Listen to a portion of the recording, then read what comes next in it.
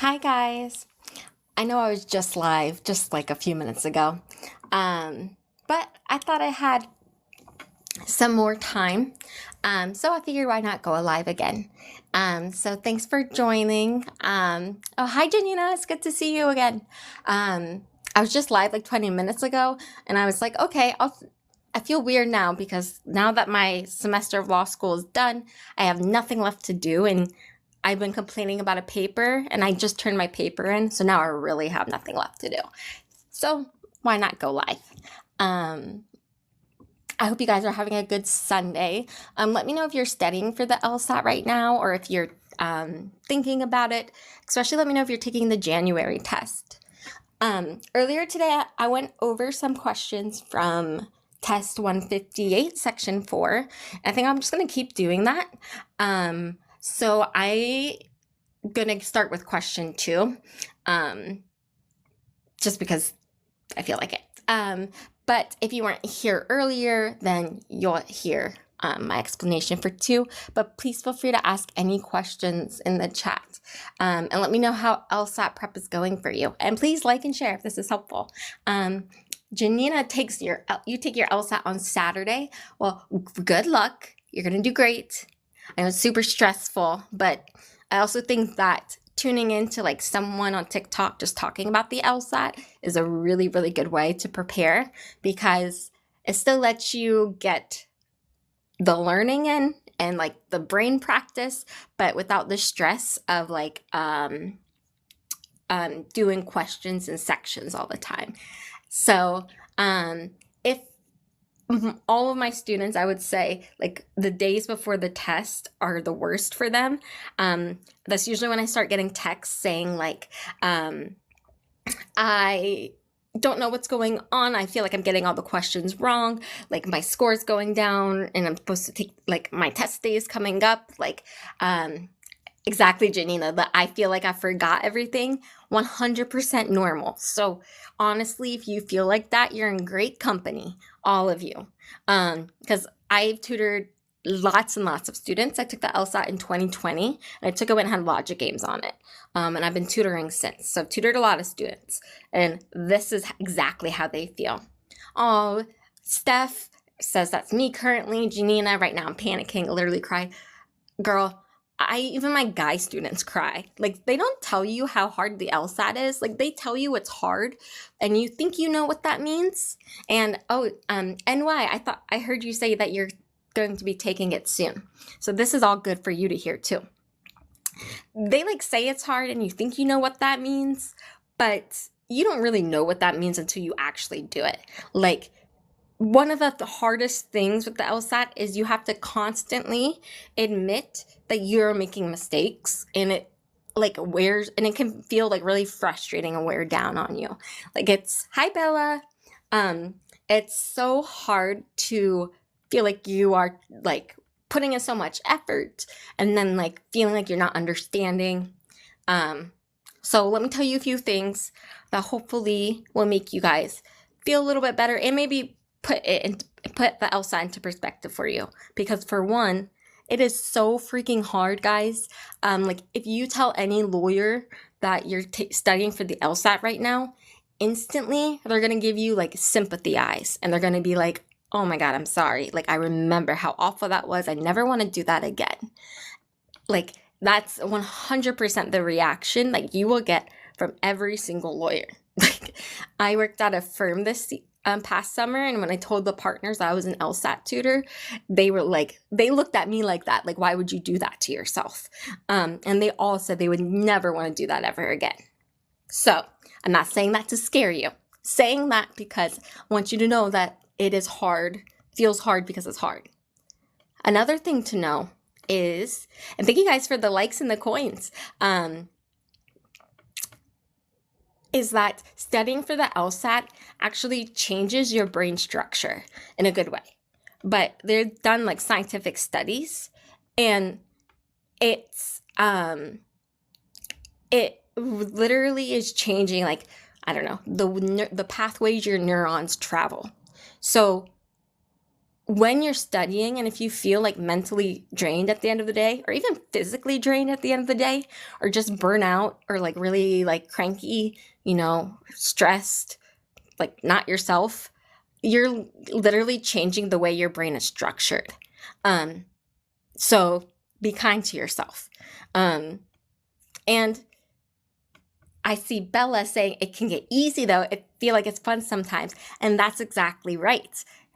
I always tell my students like the LSAT is a test of like frustration. It's never about like how smart you are. It's about like how much frustration is it worth for you to understand, for you to try to understand. So like when I say that, hi Victoria. When I say that, I mean like you're never going to get an LSAT question. You're never going to get to the LSAT on test day and not have a hard question. You're guaranteed to get a hard question. But all of your prep before, it's not about memorizing. It's about training your brain to recognize what to do when you get a hard question.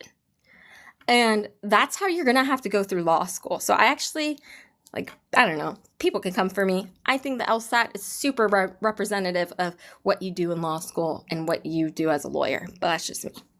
I say that because in law school, you constantly you're going to feel frustrated and you have to go out and go to your professor's office hours or go read another book to find an answer. And go, ask someone else in the class or do whatever you need to do. Watch like the Quimby videos. If you don't know what Quimby is, it's like a law school hack. It's like videos for every case. But you need to go out and find the things to make it make sense. If you have no desire to figure it out, then this isn't the test for you. But if you're listening to me on TikTok, just randomly talking about LSAT stuff, you're probably a curious person, and this probably is going to be a little fun for you. And I saw someone talking about their score, and the number one way, Steph, the number one way to improve your score is, and this sounds silly, is to learn more. And when I say that, I just mean if you keep practicing and you're not improving, this is what I do with my students. We stop practicing and we do a lot of learning. So that means because they have me, that means I can create a bunch of drills for them. Our sessions are me quizzing them on question types. Their homework is reading chapters and taking notes. And they always, without a doubt, break out of whatever plateau they're in after they do that, when they come back. So it sounds counterintuitive. You would feel like you need to keep practicing, but continuing to practice and seeing each question as its own separate, oh, I just didn't understand this question. Oh, I just didn't understand that question. I just didn't understand this question. That makes the test so difficult. Once you've read a bunch about the logic concepts, the way the test is structured, or you listen to people talk about it, you notice that there's patterns. And then the questions don't seem so random anymore. They start seeming like patterns. And so if you're in that place, thank you guys for the likes, and please like and share or whatever the TikTok-y things are. I literally just downloaded TikTok to do this. So I need some of your guys' help. But I totally get TikTok is so addicting. I've been my algorithm is all effed up. It's not LSAT stuff in my algorithm. Thanks so much for the likes. Victoria, that's great. I took the LSAT in 2022. I took it in 2020 as well. So I think that's really great that you're also retaking it this year, especially now that Logic Games is off, because I know that was still really tough. And I'm so glad. Thank you for thanking me. I really love tutoring the LSAT. I just don't have as much time for it. And I thankfully already have my job for after law school. I'll be working at a firm in New York City, but I definitely won't have time for it then. And why? You can message me. I've been going back and forth about whether I'm going to do sessions, whether I'm going to keep doing one-on-one sessions or not. But you can just DM me. We can work something out. Yeah, because I want to keep answering questions. Like yesterday, I had someone come up and just ask me a question. So if you guys think that would be fun, I could also just open this up for you guys to come up and ask questions too.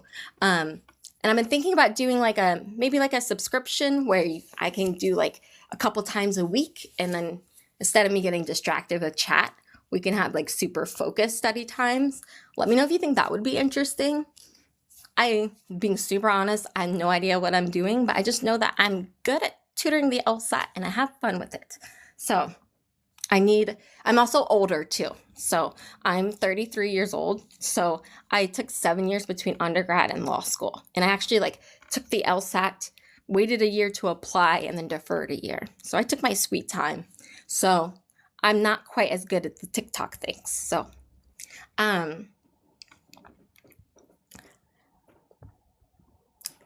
yeah, Victoria, law school's a funny thing because if you've been thinking about it, you will always come back around to it, I think. Like, I have lots of professors who've gone to law school like in their 30s or like late 20s, and they have like a similar experience as me where like when I finally told people I was going to law school, they're like, oh, finally, you've been talking about this for like since you were in middle school. And I was like, I have? So I think it's really, really great that you like came back to it. And I honestly think that's like a really good sign of, it could be like your thing.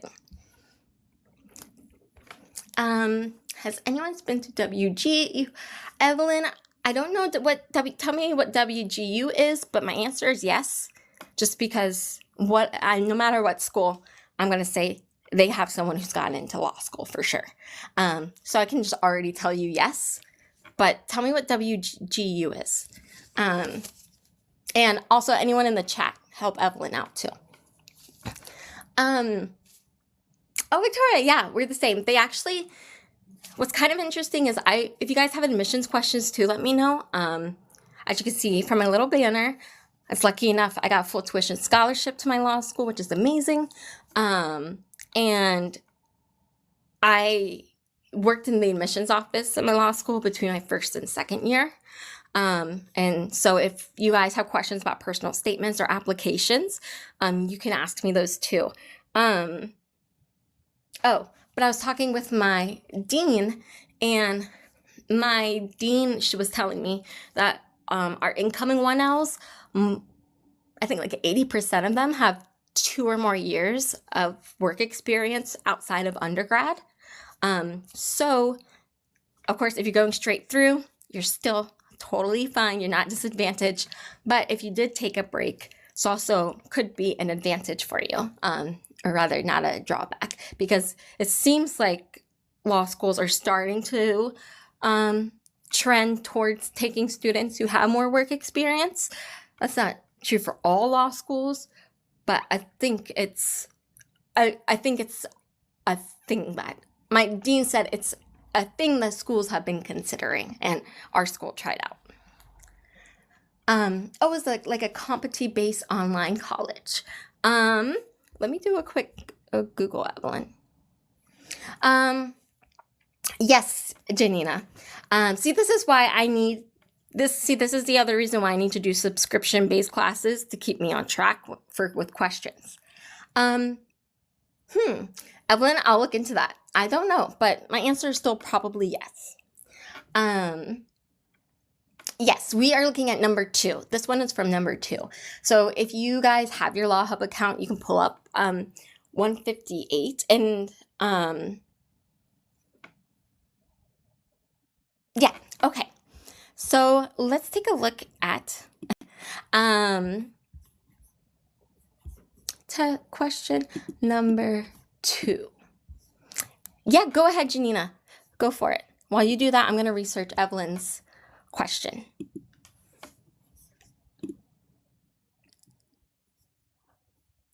Are you sure the Mystic Motivator? Because I don't have paid Law Hub, and I can do 158. Because I haven't paid for Law Hub. So double check. But yeah, double check Mystic Motivator.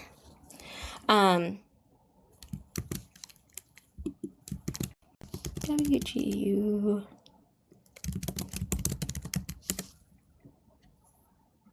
Western Governors. Oh.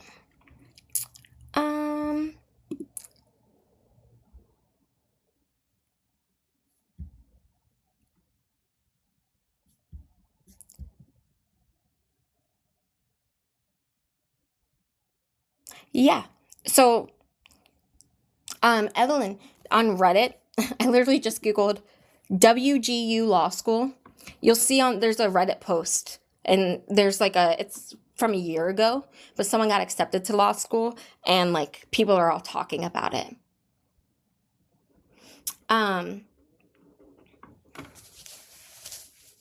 So Evelyn, look at that thread. There's actually a couple Reddit threads. And they probably know more, they're going to know more than I do, but it looks like someone posted that they did get into law school. I didn't read the comments, but there were a lot of comments talking about it. Oh, smart Mystic Motivator to have one through the waiver. Yeah, I was really happy to have waiver too when I was studying.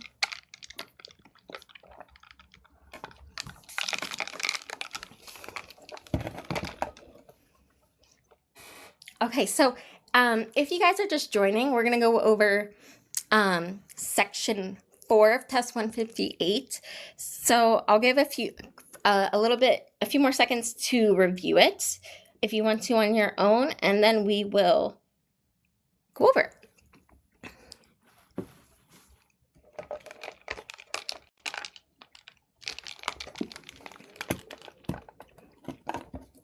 Okay.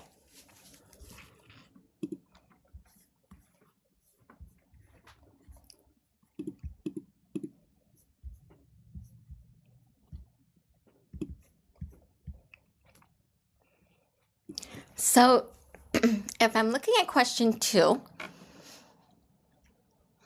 it says making some types of products from recycled materials is probably as damaging to the environment as it would be to make those products from entirely non-recycled materials. So I always tell my students, and this is what I do for myself, is I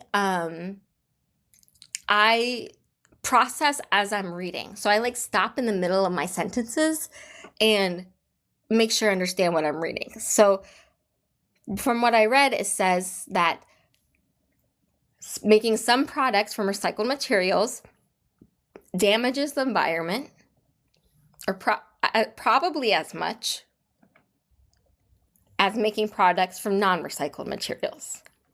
Okay, that's a pretty loaded statement, I would say.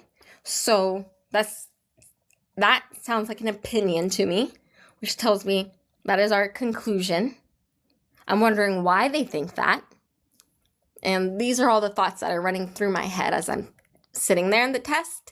I'm wondering, why do they think that? Because, you would think that recyclable products are a good thing and help the environment. So let's figure out why they think that. So if I go to the next sentence says, the recycling process for these products requires as much energy as producing them from raw materials. Okay, so they're saying recyclable products are equally as damaging as non-recyclables because they require the same amount of energy to produce. Okay, well, we're talking about energy in the premise. Let's read on what they say. And they go on to say they require as much energy as producing them from raw materials, and almost all energy production damages the environment. Okay, so I want to point out a pattern that shows up in this stimulus. And like I said, this might be I teach a little differently than like other LSAT tutor people books, but I point out the patterns. So if you look in the conclusion, it's comparing two things.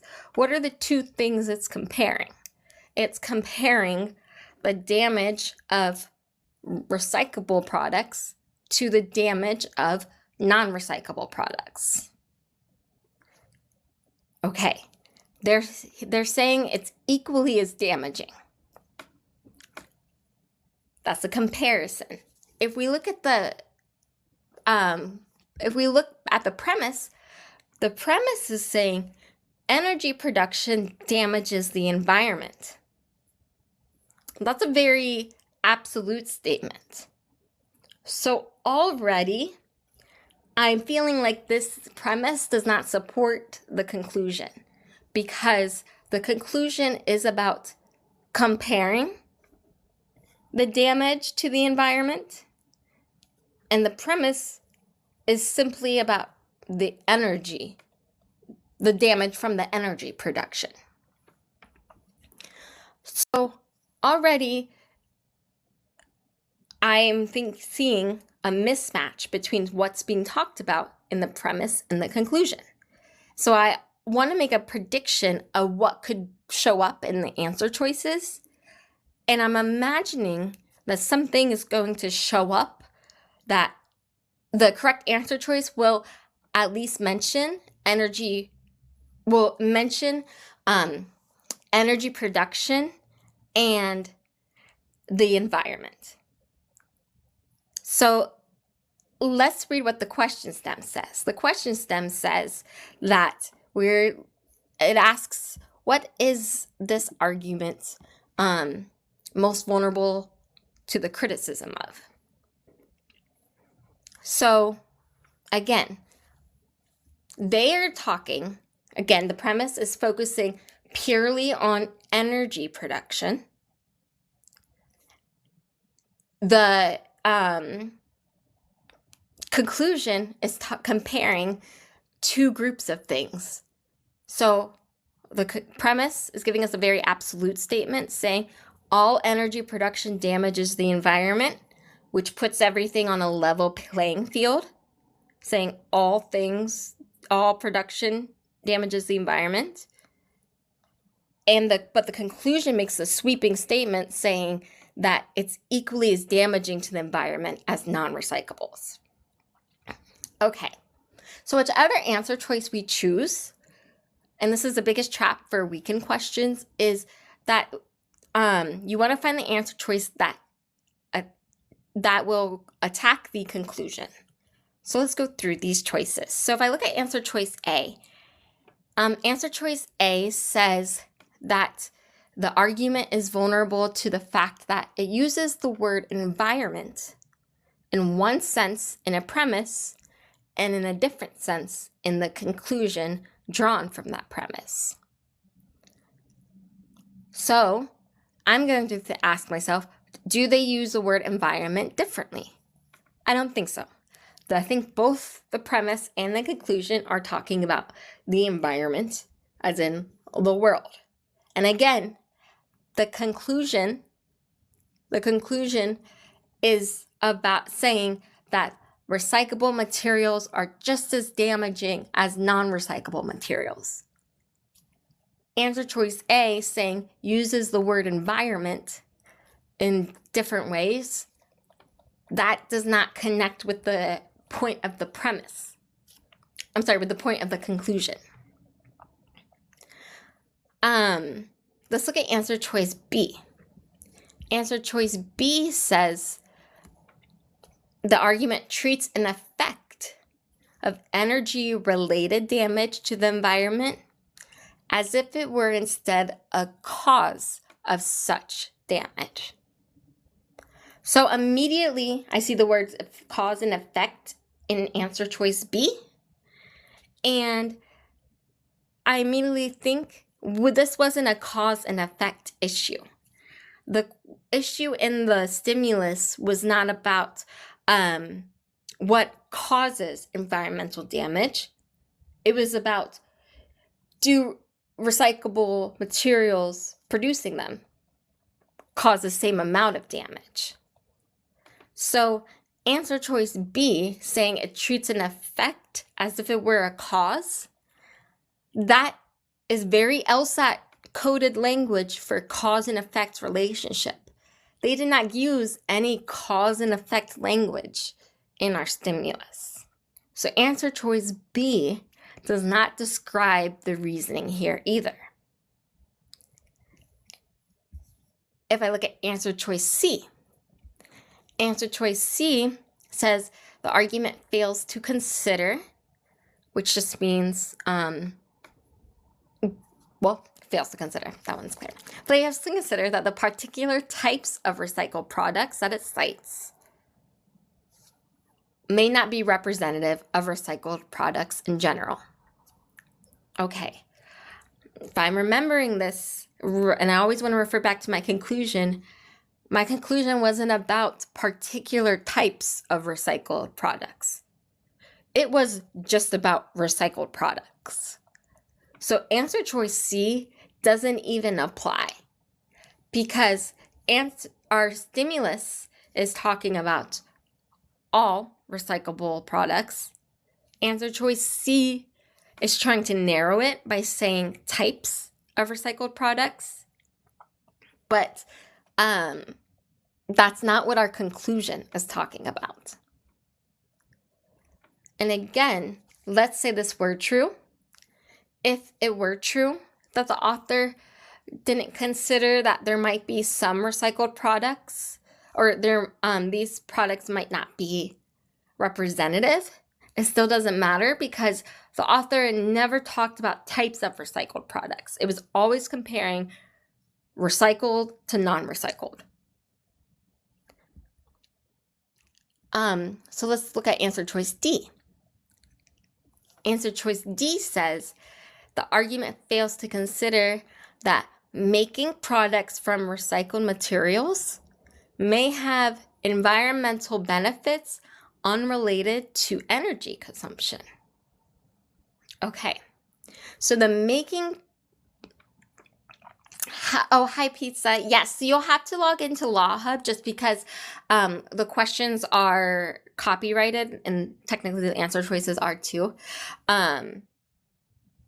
But yeah, sorry about that.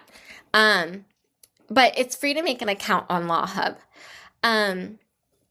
So for answer choice D, it says fails to consider that making products from recycled materials may have environmental benefits unrelated to energy consumption. It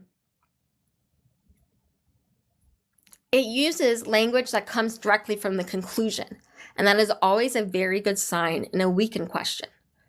If the answer choice is using language from the conclusion, I'm saying it again because it's a very good sign that gets overlooked a lot.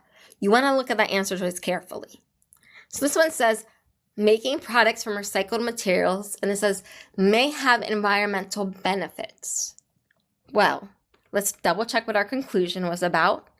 Our conclusion was saying that recycled materials are just as damaging as non-recycled. Answer choice D is saying recycled materials may have environmental benefits. That is the opposite of damaging. So that would weaken the conclusion because it goes against the conclusion. And it says it may have environmental benefits unrelated to energy consumption. Well, what would that mean? That would mean that maybe even though recycled materials require the same amount of energy, there's some other benefit that makes the conclusion false because the conclusion was not about energy consumption. The conclusion was saying non-recycled materials are just as damaging as recycled ones. Answer choice D answer choice D is correct because it points out that very thing, that the energy consumption might not be the only thing that matters for damage to environment. Maybe there's other examples. Janina, are people able? Yeah, Janina, you can come. You can request and come ask a question. Reeves did it yesterday, and that was my first time doing it. So if you want to, can you do it? Yeah. Okay. Hi, Janina. Hi, I'm sorry, my baby popped right in my lap as soon as I requested up. But my question is, one of the things you said earlier, which kind of stood out to me, was that you kind of feel like these things that we do on the LSAT is kind of relevant to what we would do, or like in law school and maybe as lawyers one day. So how do you think that, like, how does this type of question fit into that? Like, because that's how I like to think about it, to kind of, help me. I don't know if you're following along with what I'm trying to ask. No, I totally get what you're asking. And this is, again, this is just my opinion because I know a lot of people don't say this. But I was actually talking to my dean yesterday. So, not yes. My God, it was not yesterday. I don't talk to my dean on the weekends. But like right before the semester ended, I was talking to my dean, and she was telling me that the LSAT, I'm not saying this to freak you guys out and doesn't mean anything, but she said that the LSAT is one of the strongest indicators of how you'll do on the bar exam. And the reason for that is because a lot, like literally when you go to law school, what you're going to be taught, we call them rules. You're going to be taught rules. And just like you're given facts in your stimulus, law school exams are literally just giving you fact patterns, and you have to identify what the problems are. So for example, like a typical law school exam is called an issue spotter. And oh my God, my criminal law professor, oh my God, she's crazy. I don't know why she loved violent crime. So she like came up with some super twisted like crim law exam, and it had so many like violent crimes in it, but you got points based on how many crimes you picked up. And you went, not only did you have to like identify what the crimes were, but then you had to like act like the judge. So you had to make arguments for both sides, which meant that you had to identify what would weaken like the defense position, what would weaken the prosecution position. And additionally, in terms of like practicing, when lawyers represent like, I don't know, like tech companies or like doctors or, like engineers, there's some lawyers who went to school for those things and understand them really deeply, but the majority of lawyers don't. What lawyers do understand is logic. And the same way here on the LSAT, they're not expecting you to learn, like in the historical passages. They're not expecting you to like really synthesize and understand like deeply like whatever historical movement they're talking about or artistic era they're talking about. That's not the point of what they're testing you on. What they're testing you on is, do you understand the logic? And as lawyers, that's the exact same thing. There's no way you're going to learn enough to become like an actual engineer and understand exactly like that job. And I actually talk about, I'm in clinic right now. And if you don't know about clinic and law school, and please like and share if this is helping, guys. Thanks for the likes already. If you're in law school, you can do something called clinic, which is basically like working at a little law firm. in your law school. So I talk to my professor all the time because I work in intellectual property this year. And I'm not very scientific minded and I don't understand it, but my professor is. But he was telling me it's really fun being a lawyer because you become like an expert in the logic of something and then you immediately forget it. And it's the same thing with the LSAT. Every single question, you're becoming really familiar with like how the logic works in that question. And then as soon as you move on to the next one, you can just forget it.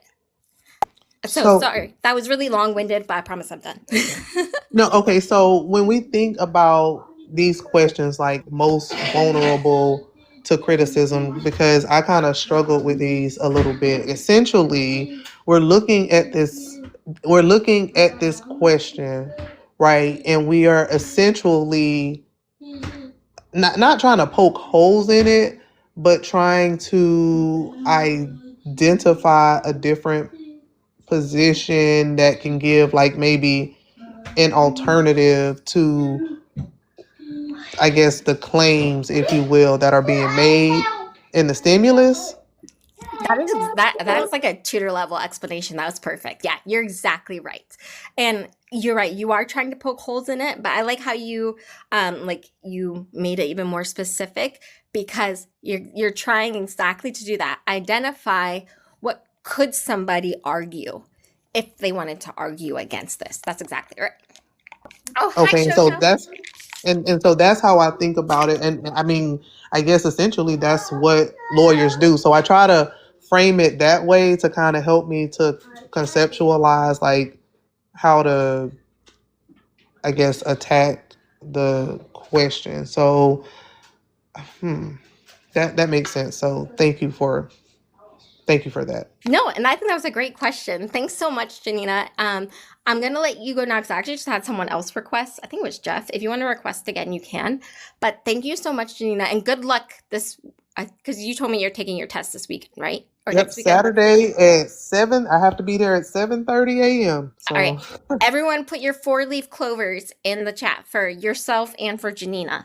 Um, thanks so much, Janina, and good luck. You're going to do awesome. thank you. Yeah, so if someone wants to request, I'll take up someone else. That was fun. I forgot that you can do this on TikTok. Hi, Ms. Tay. You take the test in April. You can DM me. I'm figuring out something. And if you've been listening to my lives, you're probably like, how is this chick not figured out her life yet? So I love LSAT tutoring. I just don't have time for one-on-one, but I really want to do just like subscriptions where I do like sessions like these where I can just like stay online for an hour or two and answer your guys' questions and go over stuff. I don't know how to do that on TikTok. I'm going to try to figure out a way, but if that sounds like something that you would do, like I don't know, like $10 a month or something to do a couple times a week, be able just to like come up and ask questions, or I might do like weekly or something. I don't know. Let me know if that sounds like a good idea. I don't know what the kids these days do because I'm a little older. I was going to say, if you know how to do online things, I'm more than happy to exchange some LSAT tutoring for help. So if you know how to do TikTok online things, feel free to let me know because I just don't have I have ADHD and I do not have like the focus or the time to look into it. Oh my gosh, thank you guys so much. And please like and share if this is helpful. It's so great to see so many like familiar faces and new faces. Oh, Janina, send me a DM because that would be perfect. In her skin, I will let you know how to subscribe once I figure out how to do it. I don't know if I'm allowed to say this on TikTok. I honestly think the easiest thing might just be doing YouTube membership, but I just streamed on YouTube and got like no one watching me. So, but I want to stay on TikTok kind of. I like TikTok. I think you can join the super fan club and I can do super fan lives and I could do those like 2 or 3 times a week.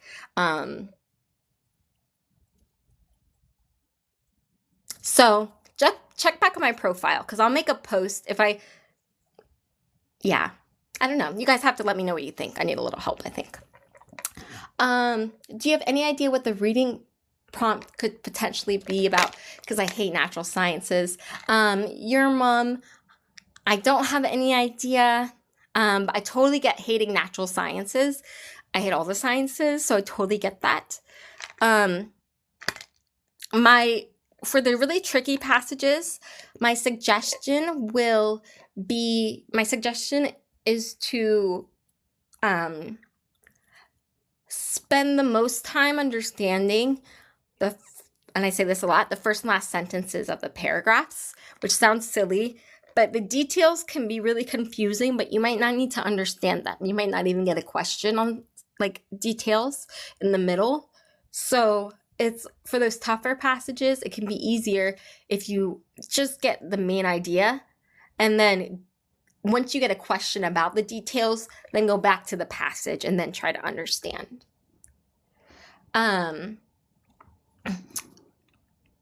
Oh yeah, I'm 33. So yeah, I'm years between undergrad and law school. So yeah, I love this. And law schools are loving older students lately. Like my law school said they accepted like 80% had 2 or more years out of law school, out of undergrad. And there's actually like groups. It's a really popular group. It's called OWLS, Older Wiser Law Students. It's like there's a chapter like every law school, but I have so many professors who are like go to our OWLS meetings because they were OWLS when they were in law school. I think it's probably the closest thing to a fraternity that you can get to. So it definitely like in law school I think, well, in some ways you're just built better for law school after you've been in working for a while, but not to scare anyone going straight through, because I admire anyone who goes straight through because that's crazy. I'm also older. Yeah, I was super nervous being non-traditional. And I mean, it's a little weird because almost everyone in my first year class was like going straight through, or maybe 1 or 2 years. But you still work together fine. And the benefit of being older is you're a little bit stronger. So you cry a little bit less than everybody else. Oh my gosh, yeah. I love that you guys make friends in the chat. Definitely. Buttercup, yes. Great.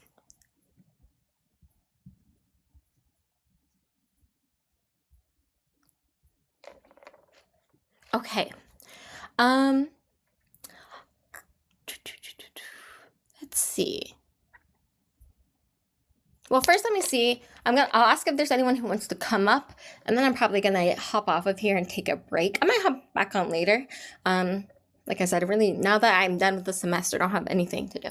And that's a very normal, it's like a weird feeling with law school. Because you're going, and then you just stop and you're like, what do I do?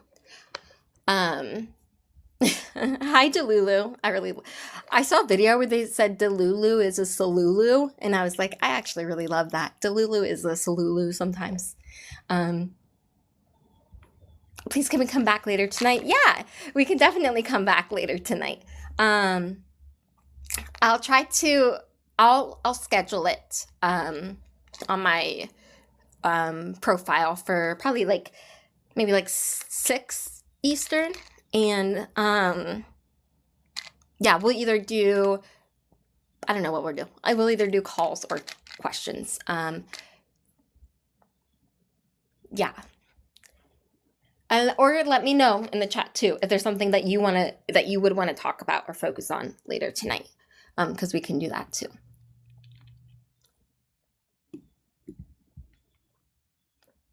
And thank you guys for the likes and coins.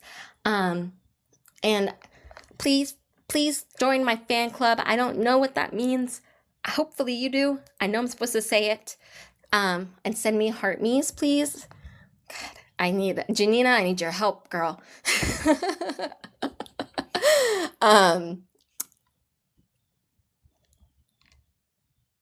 Yeah, I'm clicking around here.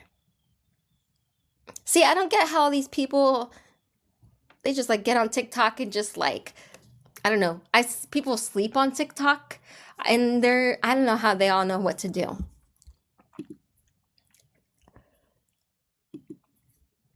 It's like, call me after this live. Okay, Janina, I'm gonna DM you. I'm legit gonna DM you.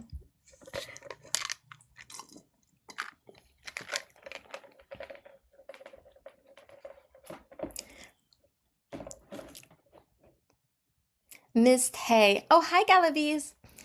Miss Tay. Hi, Perfect. Oh, perfect. I uploaded last night's live to YouTube, and that goes to anyone else. And I actually have a live that I just did on YouTube, except it's a janky live, but I still went over a question, but it's just very lonely. But my YouTube is the same as is LSAT machine, so definitely feel free to take a look there. Miss Tay, so for reading comprehension, it's harder to find resources.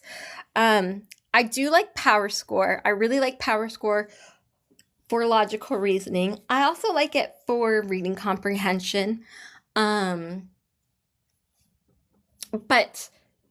I would say my two biggest suggestions for reading comprehension are, one, bringing everything from logical reasoning over to reading comprehension, which means like you want to still be looking for conclusion words and premise words, and see and notice when the author gives examples, when they present counter arguments, when they're rebutting, when they're presenting another side,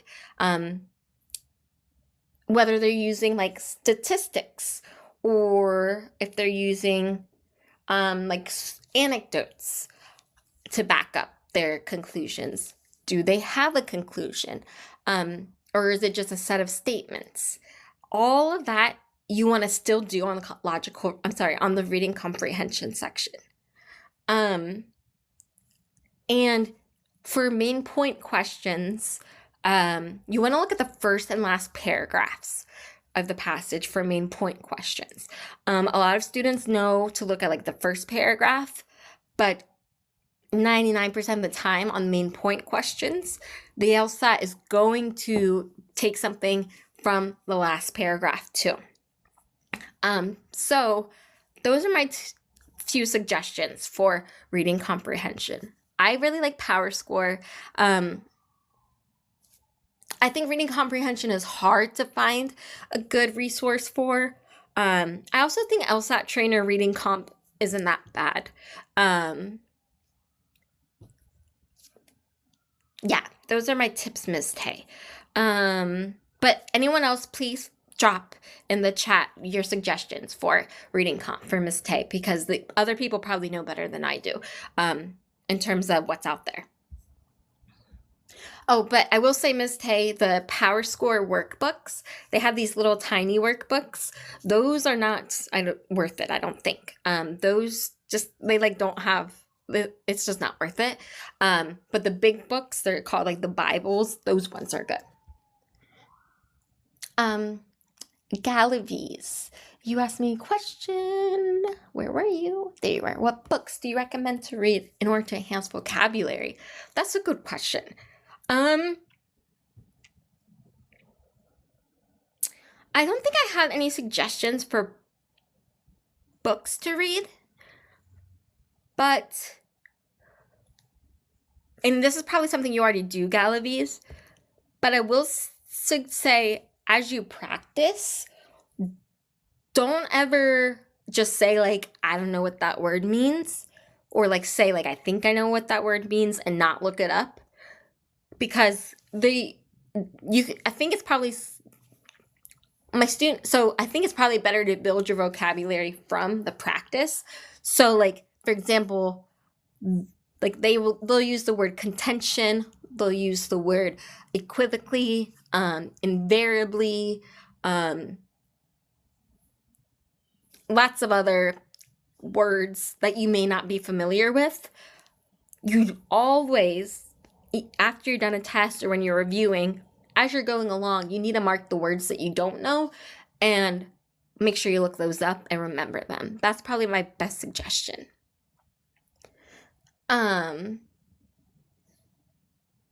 Yeah, Janina, what I do is when I see a word you don't know, I write it down, look it up. Yeah, Janina, it sounds like such a silly thing, but it's like I have to do with my students all the time, where they just like skip over a word. And a lot of times in answer choices, if there's a word you don't know, you definitely want to look it up. You definitely want to.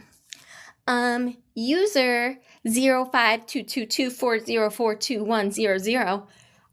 Oh gosh, I gotta come up with an answer. Janina, okay, I am DMing you. How often do you do these lives? I've honestly been going live like every day. I just started this account like a month ago and it's been going pretty well. This is my second time live today. So I would just say for now, user, I would just follow and have your notifications turned on. Right now I'm on winter break, so I have a lot of free time, but once the semester starts in the middle of January, I'll probably be going live less or for like maybe shorter amount of time. And yeah, so I don't know.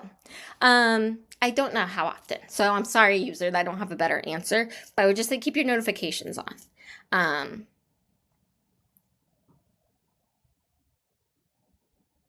Yeah.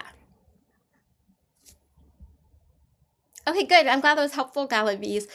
Oh, grateful for this group. Yeah, I'm so glad that we can be here. Okay, let's get Janina up.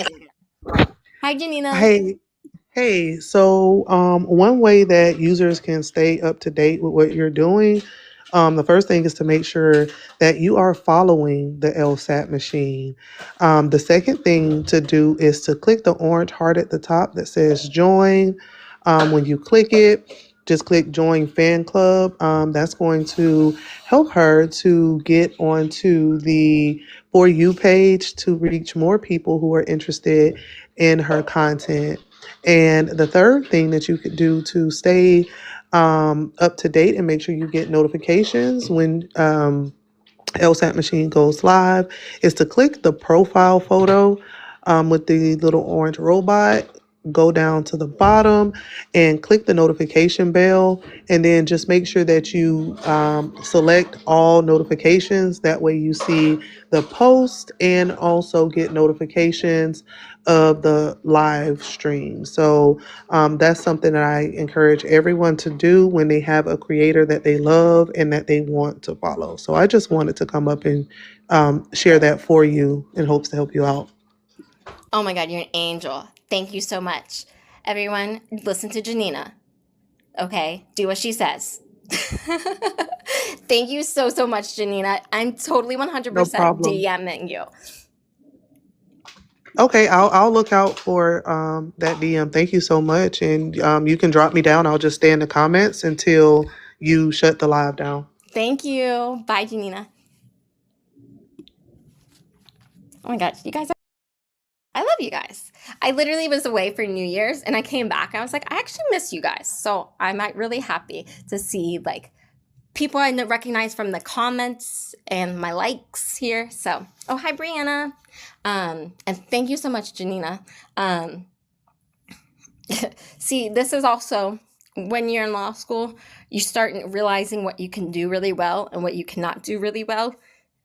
And you start like sticking to those things. Brianna, I actually just ending, but I did a live early. I have a new live.